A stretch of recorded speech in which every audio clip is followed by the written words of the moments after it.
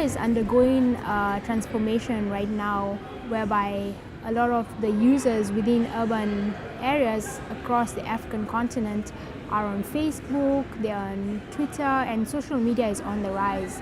The internet is actually creating a form of cross-collaboration conversations in terms of culture. People are actually able to communicate where there's no boundaries that exist, and this is what the internet is actually providing, is that conversation between citizens from different regions.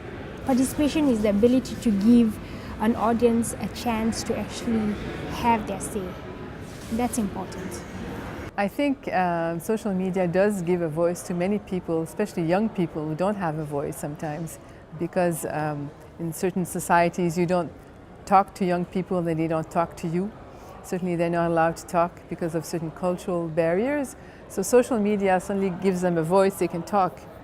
Just from the example that happened about a couple of months ago in Nairobi was the Westgate attack, right? And social media was actually used to kind of like crowdsource for blood donors, right?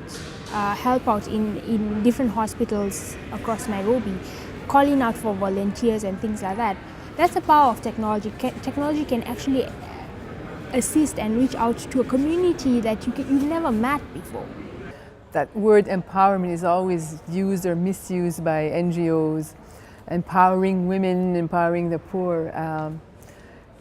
I guess it's what's an empowered citizen? A citizen that has some kind of education, means to pursue his or her goals. And I think these citizens, people like Jessica, she's a very, let's say, super empowered citizen.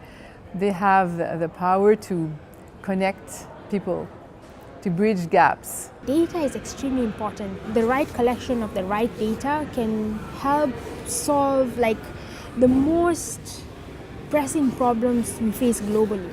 The kind of healthcare that we need, the kind of education system that we need, the kind of problems that we really need to be focusing on. But this does not happen in 5 years. That kind of analysis and that kind of information only comes from data that's collected over 10 years. Then you can really drill into actual problem. As I heard once from a young Kenyan activist, he said actually change is not going to happen online, it's happening offline. So you can do all the debating you want online, but please let's make sure that we bring about change offline. What definitely actually needs to change is that I hear a lot of collaboration and co-creation happening across the globe, and to me it sounds like a broken record. It's like several people doing the same thing, but you're in the West, you're in the East, you're within Africa, you're within Europe, and they're doing similar things. I think it's high time, ladies and gentlemen, that more collaboration on a bigger scale needs to happen. Like, we need to come together. Bureaucracy is at play, right? There's this kind of bureaucracy, very hierarchical approach, is that there's a lot of vested interests, right?